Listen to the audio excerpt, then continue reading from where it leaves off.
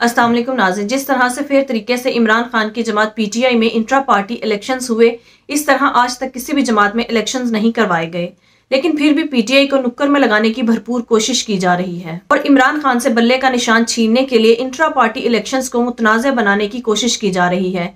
इस पर एतजाज अहसन ने खुलकर बयान दे दिया। आइए पहले इनकी गुफ्तगू सुनते हैं, फिर इस पर बात करते हैं। क्या जो दीगर जमातें हैं उन जमातों में जब इंट्रा पार्टी इलेक्शंस होते हैं तो क्या तमाम एसओपीज फॉलो किए जाते हैं? आप समझते हैं कि ये जो चैलेंज हुआ है केस, ये कोई उनसे मुख्तलिफ है इसलिए चैलेंज हुआ है? ये एक पार्टी को, एक पॉलिटिकल पार्टी को बज़ाहिर और मुबैना तौर पे अपने आइन की खिलाफ वर्जी की सज़ा दे रहे हैं कि उसको पार्लियामेंट से ही निकालने का वसीला बना रहे हैं या उसकी बहुत स्ट्रेंथ रिड्यूस करके, क्योंकि इस बहाने अगर बल्ले का निशान नहीं मिलता उस जमात को तो वो उसको काफ़ी नुकसान होगा। वो और तरीके निकालेगी कुछ पर बहुत नुकसान होगा, बहुत नुकसान होगा। वो तो इस तरह के दोनों हाथ पीछे बांध के और आपने एक अनपढ़ आबादी के सामने भेज दिया जो पहले नाम ढूंढे अपने उम्मीदवार का। ये तो बल्ले का निशान या तीर का निशान, ये तो हमारे नोन निशान है ना। तो अब ये डिनाई करना, मैं पूछता हूँ इलेक्शन कमीशन से कि इन्होंने तो मुबैना तौर पे अभी आपने साबित करना है, अभी आपने साबित करना है कि मियाँ नवाज शरीफ वो क्या बग़ैर किसी मुकाबले के, बिला मुकाबला नहीं सदर हुए थे मुस्लिम लीग के। क्या आपने पूछा उनको? क्या मरियम नवाज़ नहीं हो गई वाइस प्रेसिडेंट? क्या प्रेसिडेंट नहीं हो गए शहबाज शरीफ बिला मुकाबला? क्या मरियम औरंगज़ेब नहीं बिला मुकाबला हो गई जो आके चिल्लाती हैं इतना और इतने लंबे लंबे वो लेक्चर देती हैं कि ये बिला मुकाबला और ये किस तरह? तो ये आपकी सारी पार्टियों में ही ANP हो, कोई हो, स्वाय शायद जमात इस्लामी के, वहाँ भी एक इलेक्शन होता है और बड़े सालेहीन की तौर पे अच्छी बात है, करते हैं इलेक्शन। पर फजल रहमान साहब को किसने चैलेंज किया है? तो ये तो आप एक पार्टी के मुबैना आइन की मुबैना खिलाफ वर्दी पे इतना भारी एक्शन ले रहे हैं। आपसे मैं पूछता हूँ, जो आप चीफ इलेक्शन कमिश्नर साहब, आपने जो 90 दिन से ज़्यादा चलाई हैं ये हुकूमतें पंजाब की और खैबर पख्तूनख्वा की, जो 65% पाकिस्तान बनता है, उनमें आपकी क्या सज़ा होनी चाहिए? आप खुद ही उसको तजवीज़ कर दें।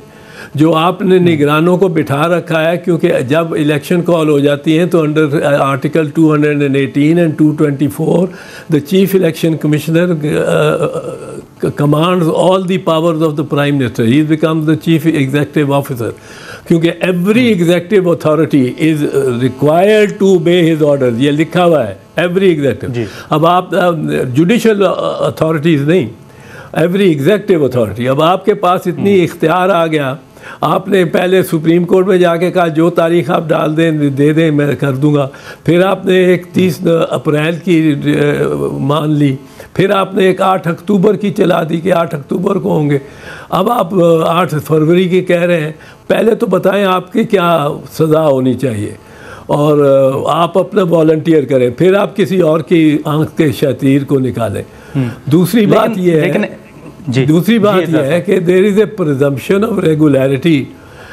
जो चीज़ें की जाएँ जो कानून के तहत की जाएँ, और प्रिजम्पशन ऑफ रेगुलरिटी, मैं वहाँ मौजूद तो नहीं था कि किसी PTI की इलेक्शन में, पर मुझे बताया गया है कि उनके फेयर डिग्री लोग वहाँ मौजूद थे और कोई किसी ने नहीं दी दरख्वास्त उनके ख़िलाफ़, जो नामज़द जिसको किया था जिन साहब को, गौर खान को चेयरमैन बानी चेयरमैन तहरीक इंसाफ ने। तो अब ये सारा नज़ला सियासतदानों पे ही गिरना है। आप सुप्रीम कोर्ट का हुक्म ना माने, सुप्रीम कोर्ट ने गलत या सही, पर सुप्रीम कोर्ट का हुक्म था कि 13 मई को इलेक्शन कराएं, एक डिटरमिन्ड डेट थी, आपने उसको खातिर में भी नहीं लाए, आपने कंटेम्प्ट ही नहीं की। आप इस वक्त जो नाजायज़ हुकूमतें चल रही हैं, हमारे पे हुक्मरानी कर रही हैं, वो जो बैरूपीय चीफ मिनिस्टर्स हैं वो उनके आप ज़िम्मेदार हैं। ये सारा ख़जाने से जो खर्चा हो रहा है ये आपकी जेब से निकलना चाहिए, ये आपका ट्रायल होना चाहिए। हाँ, लेकिन एतजाज साहब, इस वक्त जो केस चल रहा है इलेक्शन कमीशन में, एक तो आपने बिल्कुल दुरुस्त कहा कि नून लीग और दीगर जमातों में भी इसी तरह होता है, SOPs जो हैं वो फॉलो नहीं किए जाते। तो आप समझते हैं कि अगर इस केस में कोई ऐसा फैसला आ जाता है तो फिर पिंडोरा बॉक्स खुल जाएगा, बाकी जमातों पर भी सवालात उठेंगे? और दूसरा, ये बल्ले का निशान वापस लेने के आपको कितने चांसेस नज़र आ रहे हैं इस केस को सामने रखते हुए? सर, मुझे तो ये इतनी बदनीयती नज़र आती है कि 100% लगता है बल्ले का निशान नहीं होगा। और वो बल्ले का निशान इस वजह से मुझे लगता है नहीं होगा क्योंकि मियाँ नवाज शरीफ भी एक चाहते हैं कि गलियाँ हो जान सनियाँ ते विच मिर्ज़ा यार फिरे। अगर ये बल्ले का निशान, जैसे आपने जिन खदशात का इजहार किया, अगर ये वापस लिया जाता है तो फिर PTI की स्ट्रेटजी क्या होगी? आपकी नज़र में कानूनी कौन सा ऑप्शन उनके पास होगा? 2-3 ऑप्शंस हैं जो मैं जिक्र नहीं करना चाहता हूँ, क्योंकि अगर किसी ने मेरे साथ, अब वो मेरा एसोसिएट जो था अब भी है वैसे मेरे तरफ से तो गौर खान, उसके साथ अगर मैंने कुछ शेयर किए मैं आइडियाज़ तो वो मैं नहीं बता कुछ तैयार ना बता सकूँगा, पर हैं आखिरकार ख़त्म तो नहीं हो जाता, कोई एलिमिनेट नहीं हो जाता। बल्ले का निशान भी उतर भी गया तो बल्ले का निशान और तरीके से आ सकता है वहाँ। तो वो इसको ये आप ना समझें कि किसी को पॉलिटिक्स से एलिमिनेट किया जा सकता है। सियासी सिनारियो सर आप क्या देख रहे हैं? वाकई कोई जमात 2/3 मेजॉरिटी ले सकेगी, या आप समझते हैं कि आने वाली हुकूमत भी, जैसे माजी में कहा जाता है कि बैसाखियों पर होगी? अगर ये जिस तरह कर रहे हैं, ये तो 2/3 दे रहे हैं, कोशिश कर रहे हैं 2/3 मियाँ साहब को देने की कोशिश कर रहे हैं, हतमी कोशिश। इलेक्शन कमीशन भी और इंतज़ामिया भी और निगरान भी, नून से निगरान, आसान होगा? आसान तो नहीं होगा, लेकिन ये पोलिंग स्टेशंस का टेक ओवर करेंगे एडमिनिस्ट्रेशन के ज़रिए, और कोई रास्ता नहीं है कि ये पोलिंग स्टेशंस को टेक ओवर कर लें। 2 सिपाही अंदर घुस जाए एक पोलिंग स्टेशन के, और सब देहाती लोगों को पर्टिकुलरली अगर कहें सब बाहर चले जाओ, वो बेचारे वो ज़्यादातर बाहर ही चले जाएंगे। लेकिन एतजाज साहब, एक मुख्तसर सवाल ये भी होगा कि आज भी मियाँ साहब ने जो कारकुनान से खिताब किया है, पार्टी रहनुमाओं से, उनमें उन्होंने ये भी कहा है कि उनके खिलाफ जो कुछ माजी में हुआ वो सबके सामने। तो आप समझते हैं कि वाकई मुस्लिम लीग नून के साथ नाजायज़ जो ज़्यादती थी माजी में वो हुई है? वाकई मुस्लिम लीग नून के साथ कानून के मुताबिक, बल्कि कानून से हट के सलूक हुआ है इनके हक़ में। 4 साल लंदन में कोई किसी कैदी को इजाज़त मिली है, मुजरिम को, वो भी मुल्ज़िम ना हो, मुजरिम हो, 4 साल लंदन में ख़ुद भेज के दिया हो और जाके वहाँ बैठा रहे 40 दिन कह के कि मैं 4 हफ्तों में या 6 हफ्तों में वापस आ जाऊँगा, और वो उसका जिसने उसकी एश्योरेंस दी हो, ज़मानत दी हो, वो वज़ीर आज़म बना हुआ हो।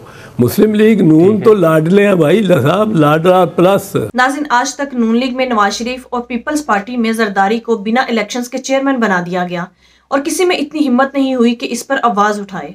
आज तक इन सारी पार्टीज में नाम नेहाद जमहूरियत है, जबकि PTI में बाकायदा तौर पर इंट्रा पार्टी इलेक्शंस के बाद बैरिस्टर गौहर को पार्टी का चेयरमैन मुंतखब किया गया। इसमें चाहे इमरान खान की हिमायत भी शामिल थी, लेकिन इसके बावजूद पार्टी में इलेक्शंस करवाए गए। लेकिन अब नून लीग और इनके सहूलतकार इंट्रा पार्टी इलेक्शंस को मुतनाज़ा बनाकर अपना मकसद हासिल करना चाहते हैं। उनका मकसद ये है कि PTI से बल्ले का निशान छीन लिया जाए। यानी अगर इलेक्शंस में बल्ले का निशान नहीं होगा तो अवाम वोट किसे देगी? यानी ये एक साजिश है और ये भी एक धांधली की किस्म है। नाज़रीन, ये यही चाहते हैं कि किसी न किसी तरीके से इमरान खान को बल्ले का निशान ना दिया जाए और अवाम को गुमराह किया जाए।